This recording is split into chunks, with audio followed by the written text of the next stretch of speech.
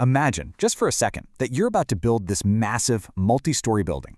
You wouldn't just show up on an empty dirt lot with a hammer, some wood, and a vague idea of what you want, right?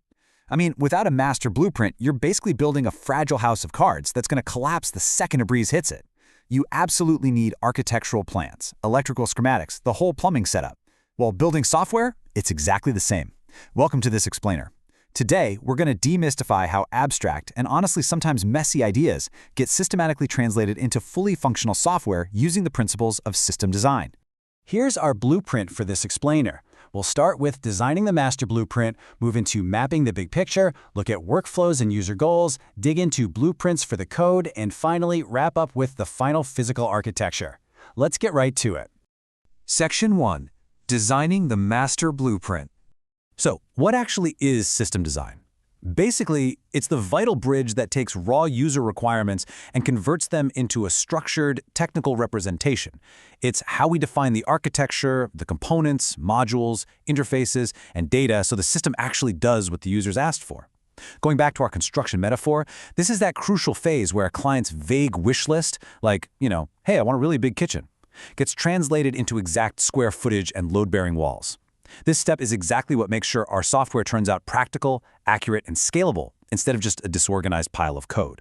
If we look at the software development lifecycle, the SDLC, you usually start with an idea, gather your requirements, and do a little analysis. Then comes our main focus, system design. This master blueprint phase absolutely has to happen before the heavy construction, the actual coding, begins. And why is this specific sequence so crucial? While making a structural change during the design phase literally costs you maybe a few minutes of erasing a whiteboard, but making that exact same change after the code is already written and deployed, that can cost months of time and millions of dollars. Once your design is locked in, then you can safely move on to development, testing, deployment, and maintenance. Section 2. Mapping the big picture. Okay, so the very first sketch an architect makes is the context diagram. Think of this as the ultimate bird's eye view. It establishes the high-level property lines of our building. In this diagram, the entire system is represented by just a single process, which is known as process 0. It clearly shows the central system and all the external entities interacting with it, like users, other apps, or maybe third-party payment gateways. It defines exactly what's inside our scope, and just as importantly, what is outside of it. Without setting this strict boundary on day one, projects inevitably suffer from scope creep. Next thing you know, you're building a 3-car garage when the client only originally asked for a kitchen remodel. Once we actually know where the property lines are, we've got to map out the plumbing, and that is exactly what the data flow diagram, or DFD, is for. This maps the flow of inputs and outputs between those external entities, processes, and data stores. Now, what's really fascinating about a data flow diagram is what it does not include.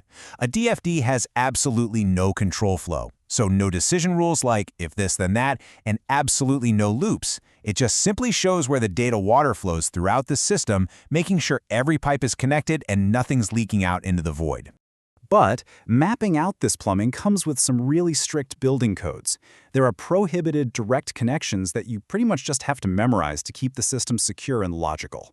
Ready? First, you cannot connect a database directly to another database. Second, you can't connect a database directly to an external entity. And third, you cannot connect an external entity directly to another external entity. Every single piece of data stored in a system has to go through a processing step first. Boom. Those are the rules, and they guarantee that no data enters or leaves your building without being properly inspected and handled. So the big takeaway here is that tools like the context diagram and the DFD belong to this approach called structured design. They care deeply about data plumbing, processes, and system boundaries. But let's be real for a second. Modern software isn't just about moving data from point A to point B anymore. It's about highly dynamic, interactive user experiences. And that brings us to object-oriented design, or OOD. OOD pivots away from just data movement and instead focuses on dynamic objects, relationships, and their behaviors, using the Unified Modeling Language, or UML. It essentially allows us to build software that perfectly mimics real-world entities. Section 3. Workflows and user goals. The very first UML diagram we use in this object-oriented world is the use case diagram. Just think of this as mapping out a tenant's daily routine. It represents the interactions between actors, which, by the way, can be human users or even automated hardware devices, and the system to accomplish very specific goals. So, for example, a cashier actor interacting with a sell item use case. The main emphasis here is always on what the system does for the user rather than how it works under the hood. It's a great reminder that at the end of the day, we're building software to solve real problems for real people. Now, once we know what the user actually wants to do, we have to map out the specific steps to get them there. We use an activity diagram for this. It's basically a highly structured flowchart coordinating actions for a single workflow, like, say, a student enrolling in a university class. But if we take that exact same flowchart and organize it into vertical or horizontal columns based on who is responsible for each specific step, it becomes a swimlane diagram. Swimlanes are brilliant because they illustrate not just the workflow itself, but the exact job sharing and stakeholder responsibilities. That is absolutely crucial for preventing bottlenecks and confusion between different teams. Section 4. Blueprints for the code. Before developers jump into drawing complex digital UML diagrams, they often use this brilliantly simple tool called CRC cards, which stands for Class, Responsibility, and Collaboration. You literally just take physical, paper index cards and write down a class of similar objects on each one, something like student. Then you write down its responsibilities, what it knows or does, like enroll in seminar. Finally, you list its collaborators, the other classes it needs to talk to get the job done. It's a fantastic, highly tactile, low-tech way to organize the system's brain and clarify responsibilities right there on the table before you commit a single thing to code. Those physical index cards then evolve into the formal class diagram. If there's one diagram that represents the structural studs and electrical wiring of our software building, it's for sure this one. This diagram locks in the static structure of your system. Each box shows the class name, its attributes, or data, and its methods, which are its behaviors. It also defines how these classes connect with each other, whether that's through a simple association or complex inheritance, where a child class inherits traits from a parent class. Just think of it as the permanent, unmoving backbone of your entire code base. But a static structure just isn't enough. Our code needs to actually run over time, right? So let's look at the sequence diagram and see how this builds on our classes.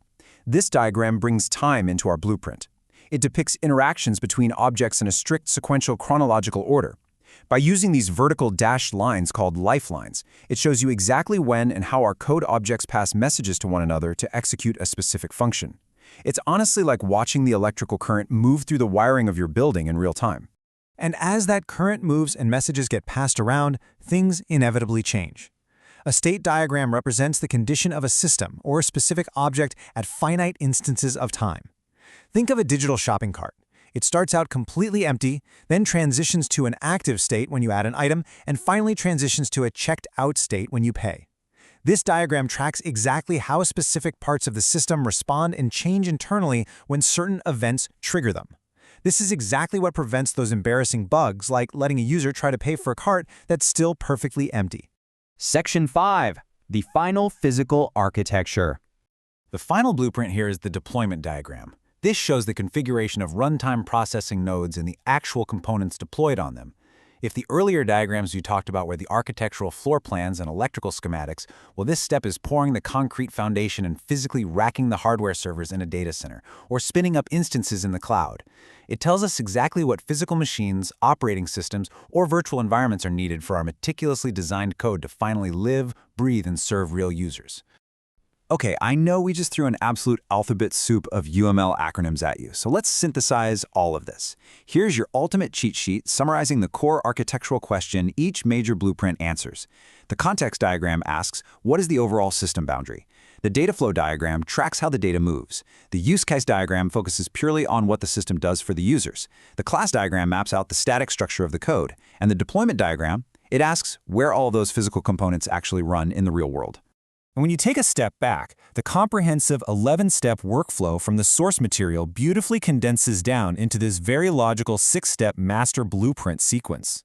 We move from defining the system boundary, to mapping the data flow, to capturing user goals, defining the code structure, modeling object interaction, and finally executing the deployment. By moving top-down through this sequence, you ensure that not a single line of code is written until the overarching goal is clearly defined and rigorously structured. So, we've walked the property lines, laid the plumbing, mapped out the daily routines, framed the walls, and poured the foundation. Which leaves me with a question for you to ponder. If you were to sit down and build your own app today, which blueprint would you naturally draw first? Would you start with the strict boundaries or jump straight into the user's goals? Think about it. Thanks for joining me on this explainer. and happy building.